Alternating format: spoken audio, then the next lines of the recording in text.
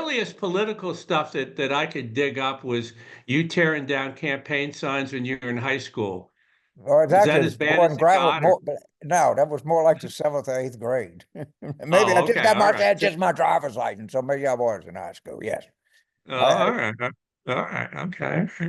So tell me a little bit about Carville. You got a name town there, a town named after Right. your grandfather or something? So Carville is uh, like any town on the Mississippi River. It's very black. And Hmm. it's about, actually, when I grew up, it was further away, but it was maybe 25, a half hour from Tiger Stadium. It was between Baton Rouge and New Orleans. It was closer to Baton Rouge. But Carville was a fascinating place for one reason. We had the most foremost hospital for the treatment of Hansen's disease Leprosy, or right? leprosy in the world. Yeah. So Carville, Louisiana in 1959 had more MDs per capita than Rochester, Minnesota.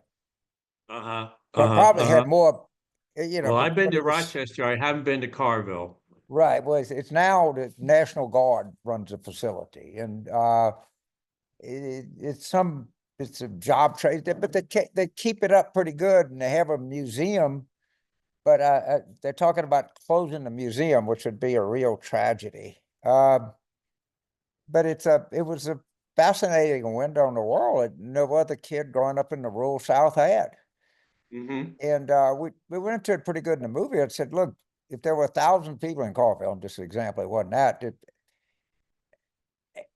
You know, 700 were black and 250 had leprosy. So if you didn't get along with other people or marginalized people, you didn't have shit. And you know, I go to these college campuses, you know, and the people at Yale are telling me about marginalized people. I say, wait a minute, that's all I ever fucking Uh, knew is marginalized people. uh-huh. Uh-huh. Uh-huh. Uh-huh.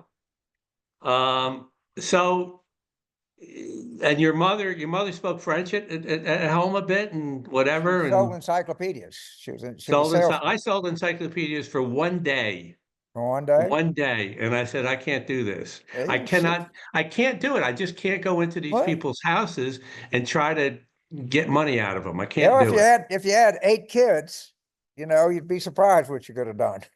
Well, we had four of us, three sisters and me, but you know, nothing bad. All right. Yeah, nothing that bad. My father, I've told this before, but my father grew up in the Newburgh poorhouse, Hoagie, Right. and his mother was a charwoman. She did the kitchen and the bathrooms and blah blah blah blah. So he, you know, and that's I mean, that's not wasn't good for him. And he went to a good school though. I got to give him credit. I mean, he went to Hamilton, That's nice great college, school. and he Yeah. figured No, stuff no. out. Yeah, he did. Yeah, So my you were daughter close, went, and so you went to LSU for a bit, right, and then kind of got out of there and went into the Marine Corps. right, But you got your Marine Corps hat on. right. So what did you figure out there? You obviously in the beginning you probably shouldn't have been in LSU initially for whatever reasons. You go in the Marine Corps, and what happens? So it's so funny you asked me because I was just a friend of mine was just asking me about it. And when I did 2 year enlistments, all right. So, and I was in from June of 68, 66 to June of 68. Actually, my date I started in the Marine Corps was 6 June 66, which is some sign of the fucking devil. All right. I don't know. And for reasons I'm not totally sure, I never was sent to Vietnam. Mm-hmm. And I've always thought I had an aunt. She was actually more like a cousin, but was very close. Her name was Elaine Carville. And she was a lieutenant colonel, and she was the second highest ranking woman in the Marine Corps. And all of the senior officers knew her because she worked at headquarters Marine Corps. So if you were coming up through the ranks, in the colonel in my regiment pulled me aside and said, you know, your Aunt Elaine is always asking about you. And I think she told that colonel, don't you send that boy to Don't send Vietnam. them. You okay? I have Uh-huh. no proof of that. Okay. All Aunt right. Elaine's been dead for a long time. She got out of Uh-huh. the Marine Corps and she became a Uh-huh. podiatrist. But if I had to bet, I bet you that she called her friend, the guy's name, I'll never forget him, was Colonel Gardner. and said, you keep his ass right there in Southern Uh-huh, uh-huh, California. But I again, that is only a suspicion on my part. But uh-huh, uh-huh, either uh-huh. that, or I But had you must a have great figured guardian something out. angel. You must have figured something out. You go back to LSU, you graduate. Did you go to did law school too there? What happened was, Jim, I had another 30 hours. And so I went to, I taught school. It was the first year that you really had integration in Louisiana, you know. Okay.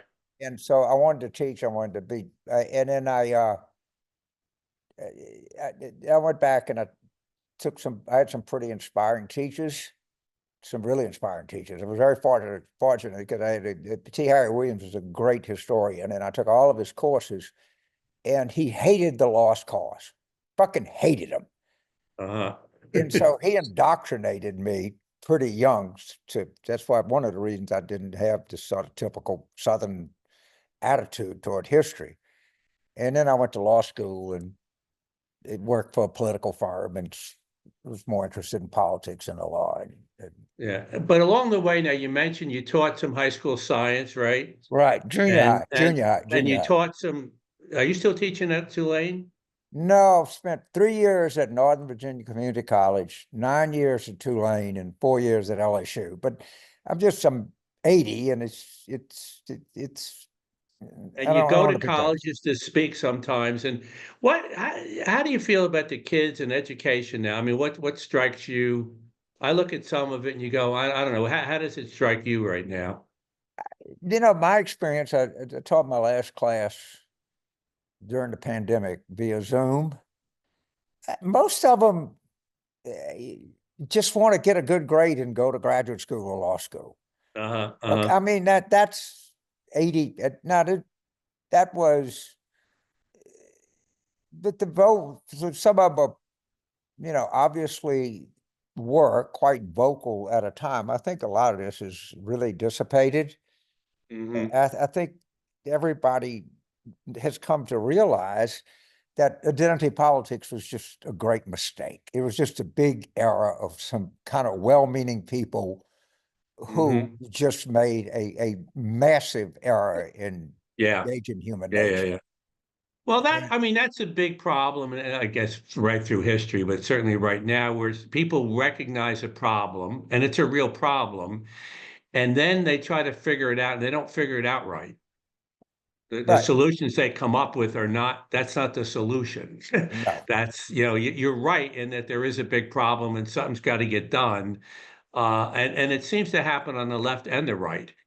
They just come up with these, go, no, that's not gonna, it might improve some of it, but it's just wrong. It's not what you need and to I do. think somebody thought if you could just change dictionaries, you could change human behavior.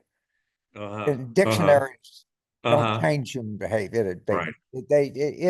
In everybody kind of everybody's trying to get away from it now. Hmm.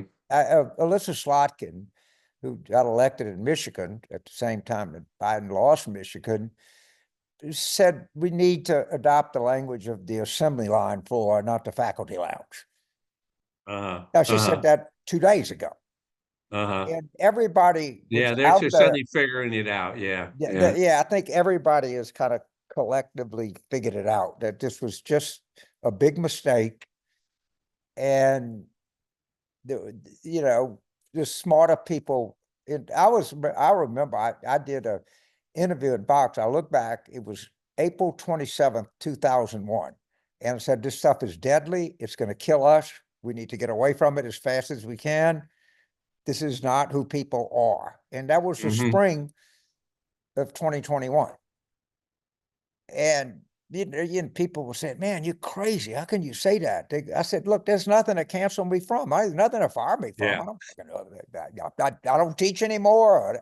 I don't work. I intentionally don't work for any cable network. They can't do anything to me. Uh-huh. It's- Uh-huh. I'm, You I'm have not a phrase, canceled. I think it's your phrase, and I love it. I'll never remember it because it's got big